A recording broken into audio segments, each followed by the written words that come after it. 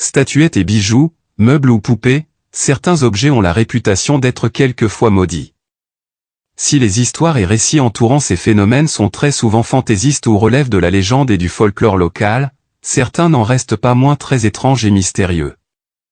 Laissez-moi vous raconter l'histoire de plusieurs objets maudits pour de nouvelles angoisses nocturnes.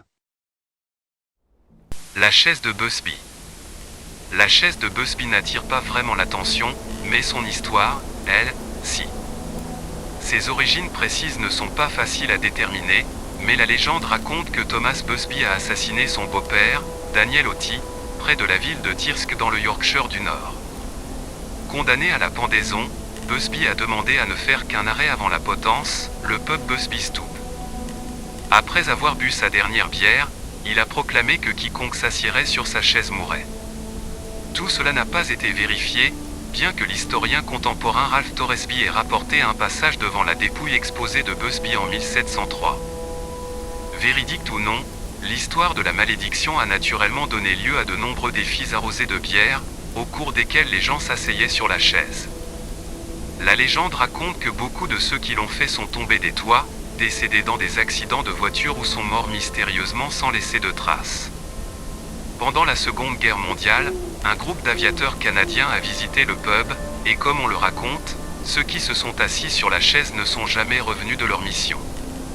Cette information n'a toutefois jamais été confirmée. Finalement, le propriétaire du pub en a fait don au musée local de Thirsk, où elle a été exposée suspendue au plafond. Mais comme le rapporte le journal The Northern Echo, ce geste a également permis aux historiens et aux experts en meubles d'examiner de plus près la chaise. Ils ont découvert qu'elle semblait avoir été fabriquée à la machine au milieu du XIXe siècle, bien après l'exécution de Busby. Comme dans de nombreuses histoires légendaires, nous nous trouvons ici à la frontière du mythe et de la réalité. La pierre des sorcières de Forres. À partir des années 1590 et jusque dans les années 1660, l'Écosse fut en proie à une série de paniques liées aux sorcières. Ce phénomène trouve peut-être son origine par le fossé grandissant entre le protestantisme et le catholicisme, et par l'essor spectaculaire de la réforme protestante écossaise dans les années 1560. Il n'est donc pas étonnant que certains aient pensé que les sorcières et les démons cherchaient à s'en prendre à tout le monde. En 1563, le pays a même adopté une loi sur la sorcellerie, loi qui stipulait que celle-ci était un délit passible d'exécution. L'une des histoires les plus sombres que Forres ait à raconter est celle de la pierre des sorcières. Située à quelques mètres du commissariat de police, un rocher inoffensif est coincé entre le trottoir et le mur de la route, symbolisant l'endroit où une sorcière a trouvé une mort horrible. Le rocher est marqué d'une plaque sur laquelle on peut lire ceci. Depuis Cluny Hill, les sorcières étaient roulées dans de solides tonneaux traversés de pointes. Là où les tonneaux s'arrêtaient, elles étaient ensuite brûlées. Cette pierre marque le site d'une de ces exécutions. Les horribles brûlures et punitions infligées aux sorcières au cours des siècles passés ne sont pas oubliées, mais cette pierre particulière est un rappel quotidien que les prétendues sorcières ont été jugées et punies de manière tragique. L'histoire raconte que le rocher aurait été emporté pour servir à la construction d'une maison voisine et qu'il aurait été brisé en petits morceaux. Une fièvre s'est alors abattue sur la personne qui avait pris le rocher. Se croyant victime d'une malédiction, il a préféré le ramener là où il se trouvait. Plus tard, lorsqu'on a construit le mur et le trottoir, on a pris soin de s'assurer que la pierre soit bien bloquée et ne puisse plus être déplacée. Mieux ne valait prendre aucun risque. Les peintures du garçon qui pleure. Dans les années 1950, l'artiste Giovanni Bragolin a créé une série de peintures représentant de jeunes enfants aux yeux pleins de larmes. Pour une raison inconnue, les reproductions en série de ces tableaux ont connu un succès incroyable dans le monde entier. Plus de 50 000 exemplaires ont été vendus rien qu'au Royaume-Uni. Mais la réputation de ces tableaux a commencé à s'assombrir. Au milieu de la décennie, certains ont remarqué que ces tableaux avaient l'étrange habitude de survivre à des incendies de maisons destructeurs. Une peinture en particulier, connue sous le nom du garçon qui pleure, attire l'attention.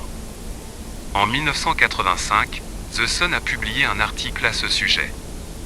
Il décrit l'expérience de May et Ron Hall, dont la maison à Rotherham a brûlé.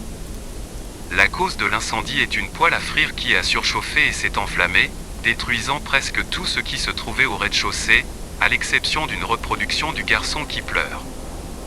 Les Hall ont affirmé que ce n'était pas la poêle à frire qui avait déclenché l'incendie, mais le tableau lui-même. Un pompier a déclaré qu'il s'était rendu sur les lieux de 15 incendies de maisons différentes où tout avait été détruit.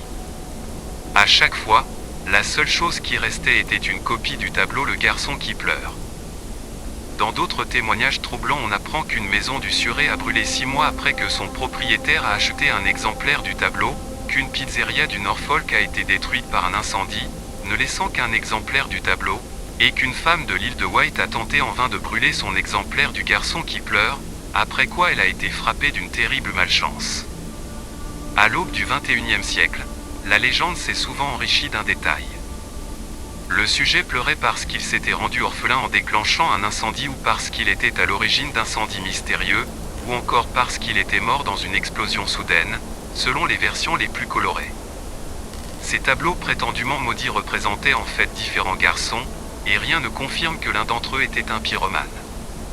Lorsque l'humoriste Stephen Punt a trouvé un tableau et y a mis le feu pour la BBC, lui et le chercheur Martin Shipp ont constaté qu'il était vraiment difficile de le faire brûler.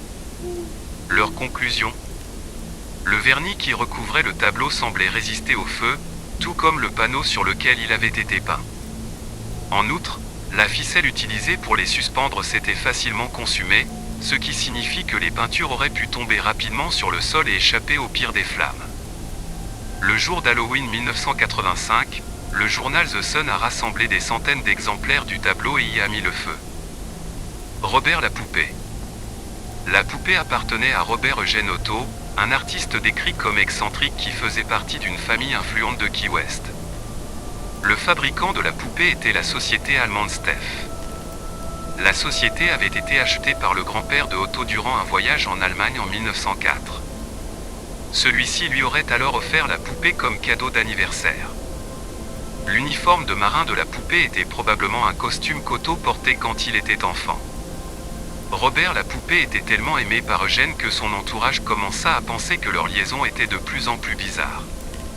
Selon la légende, la poupée avait des pouvoirs surnaturels qui lui permettaient de se déplacer, changer l'expression de son visage et émettre des ricanements. Quelques versions de la légende affirment qu'une fille d'origine bahamienne avait offert à Otto la poupée comme cadeau, ou comme vengeance d'une mauvaise action qu'il lui avait faite.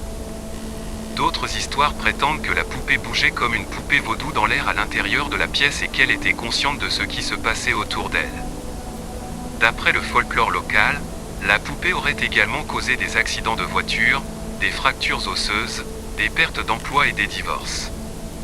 La poupée est restée entreposée dans la maison de la famille Otto au 534 Eaton Street de Key West pendant que Otto étudiait l'art à New York et à Paris. Otto a épousé Annette Parker à Paris le 3 mai 1930. Le couple est retourné dans la maison familiale à Key West pour y vivre jusqu'à la mort d'Otto en 1974. Sa femme est décédée 2 ans plus tard. Après leur décès, la maison d'Eaton Street contenant la poupée a été vendue à Myrtle Reuter, qui en a été propriétaire pendant 20 ans jusqu'à ce que la propriété soit vendue aux propriétaires actuels, qui l'exploitent comme maison d'hôte. En 1994, la poupée a été donnée au musée d'East Martello de Key West, qui s'est converti en une attraction touristique. Robert la poupée a été l'inspiration pour le film d'horreur Chucky. La petite Manie. Il peut être difficile de comprendre ce que l'on voit en regardant la sculpture connue aujourd'hui sous le nom de Petite Manie. Cette sculpture en pierre très usée, d'un diamètre de 3 pouces, a été trouvée par une femme de ménage dans les années 1960 en Angleterre, alors qu'elle nettoyait le sol en terre battue d'un bâtiment du XVIIe siècle.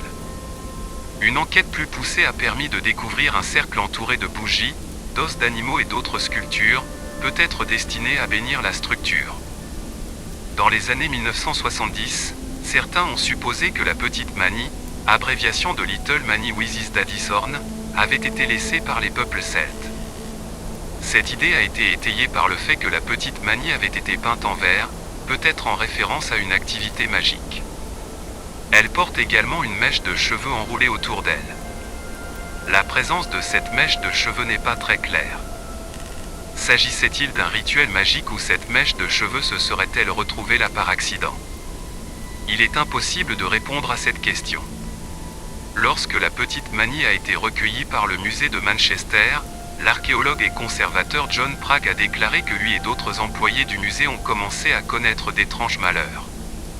Le jour même où il est entré en possession de la petite Mani, sa voiture a été cambriolée et un jour plus tard ses portières ont été rayées. Un voyage rocambolesque en car s'est également terminé avec une fracture du crâne.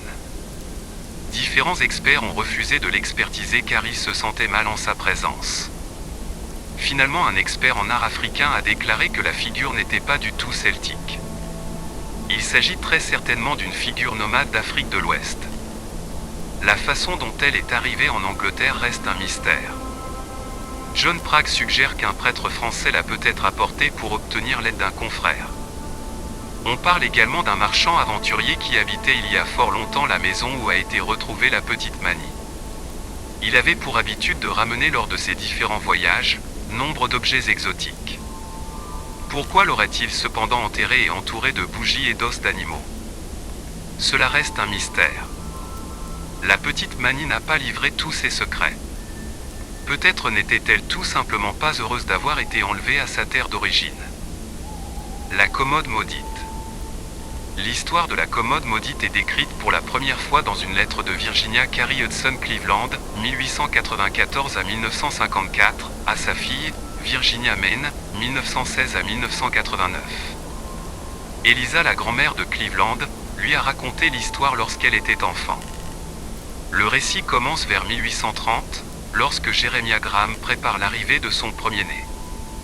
Il ordonne à un esclave nommé Rémus de lui fabriquer et sculpter une commode. Lorsque l'esclave lui présente la commode une fois terminée, Jérémia n'est pas satisfait du résultat et bat Rémus qui meurt des suites de ses blessures. Pour venger la mort de Rémus, les autres esclaves afro-américains répandent du sang de hibou séché à l'intérieur des tiroirs et maudissent la commode. Jérémia décide tout de même de la garder et la déplace dans la chambre de l'enfant. La malédiction s'abat alors sur chaque personne qui range ses habits dans la commode. 16 personnes perdront ainsi la vie suite à cette malédiction. L'enfant de Jérémia, pour qui la commode a été fabriquée, meurt en bas âge. Jonathan, le frère jumeau de Jérémia, avait un fils. Les vêtements de ce fils ont été placés dans la commode et il a été poignardé par son serviteur le jour de son 21e anniversaire. La commode sera une première fois déplacée au grenier, mais la malédiction ne s'arrêtera pas pour autant. La commode suivra alors un parcours chaotique chez différents parents de la famille. Ce parcours sera toujours accompagné par la mort et le malheur. Accident au fusil, mort mystérieuse, suicide et mort prématurée, la malédiction poursuit son œuvre. La commode finira par arriver chez Virginia Carey Hudson Cleveland, la personne qui a décrit pour la première fois l'histoire de la commode et dont je vous ai parlé au début de la vidéo. Elle aura 2 filles, Virginia Maine et Anne Carey.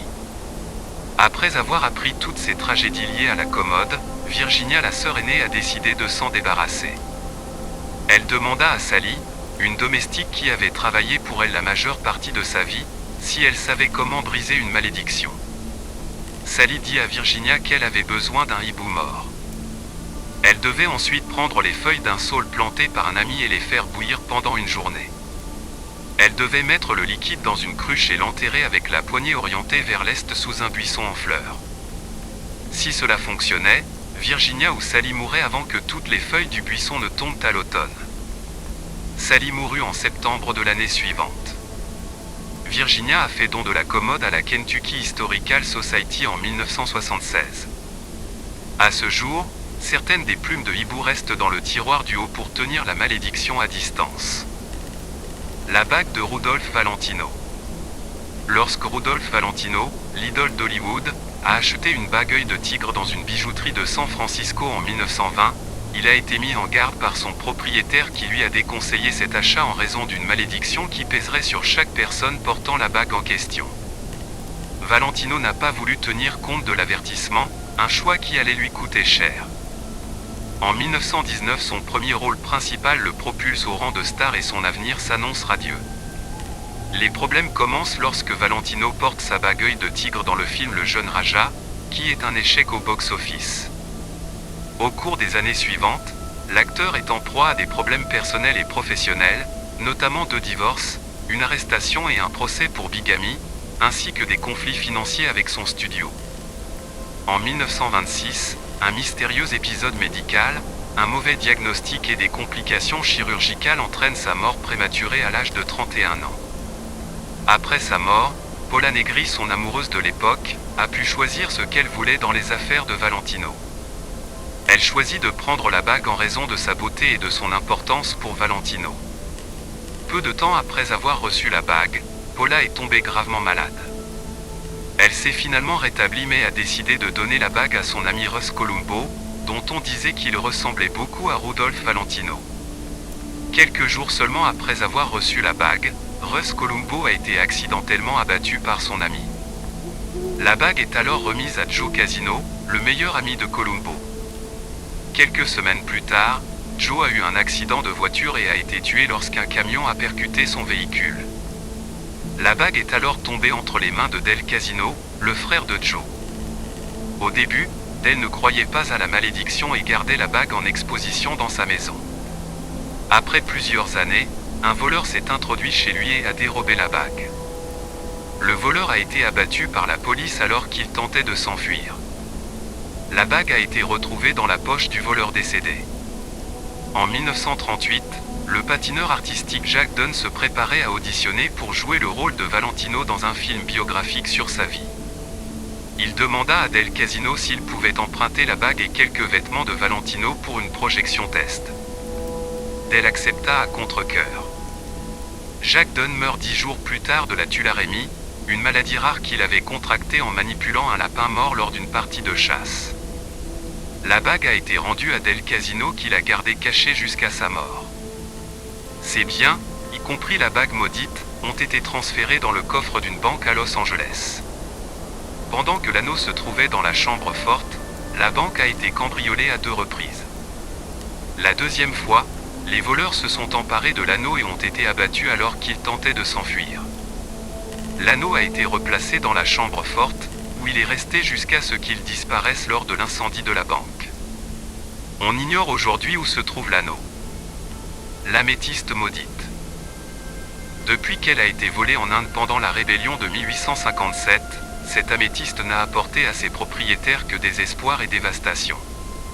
Connue sous le nom d'améthyste maudite ou de saphir violet de Delhi, la pierre se trouve aujourd'hui dans la chambre forte du musée d'histoire naturelle de Londres, aux côtés d'autres pierres précieuses telles qu'une météorite martienne et une émeraude médusa. Un cavalier du Bengale, le colonel Ferris, aurait apporté l'améthyste en Angleterre après qu'elle ait été volée dans le temple d'Indra à Kanpur.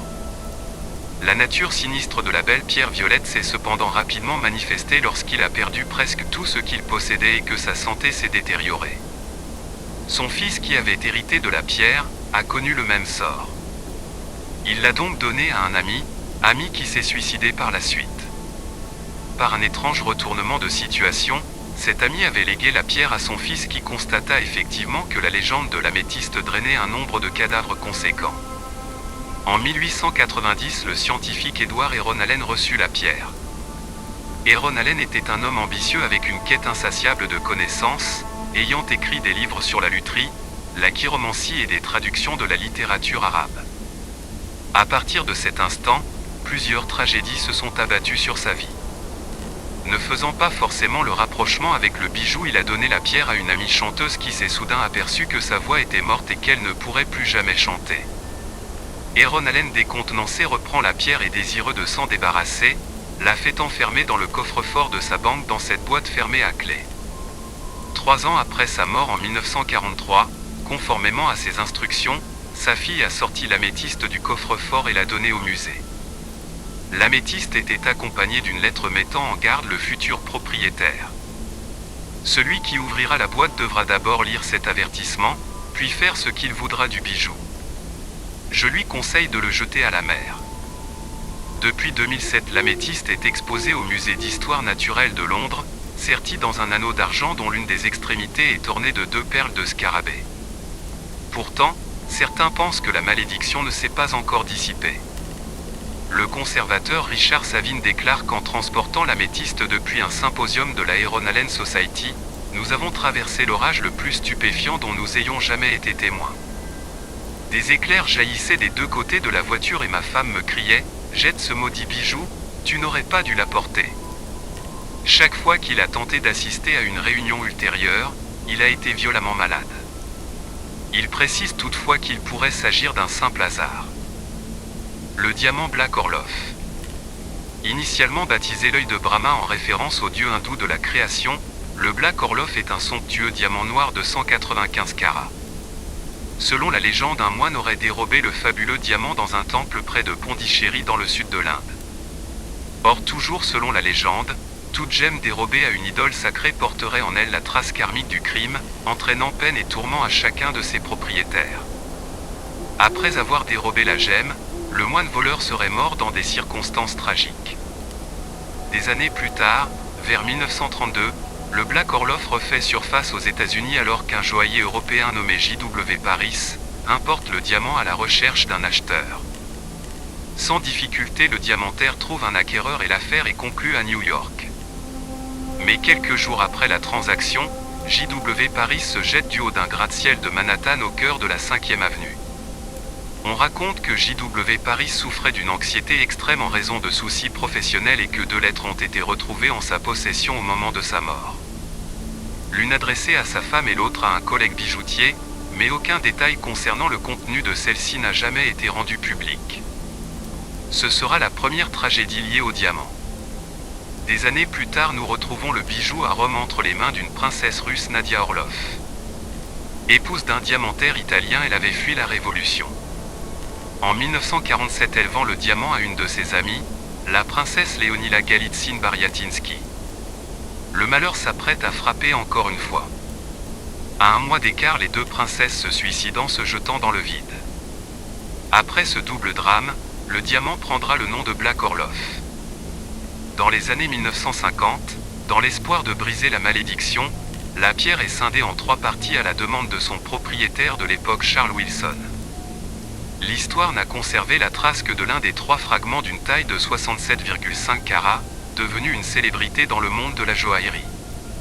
Ce mystérieux collier a même fait une apparition aux Oscars, porté par l'actrice Felicity Huffman en 2004. Le diamant Black Orlov est actuellement monté sur une broche de 108 diamants et suspendu à un collier de 124 autres diamants. L'histoire semble toutefois relever de la légende et du folklore. D'après certaines études, les différents propriétaires n'ont jamais été clairement identifiés et leur existence même a été mise en cause. Mais n'est-ce pas tout cela qui fait le charme de ces histoires? Faut-il vraiment chercher la vérité ou répondre aux questions que l'on est en droit de se poser? Le mieux ne serait-il tout simplement pas de continuer à rêver?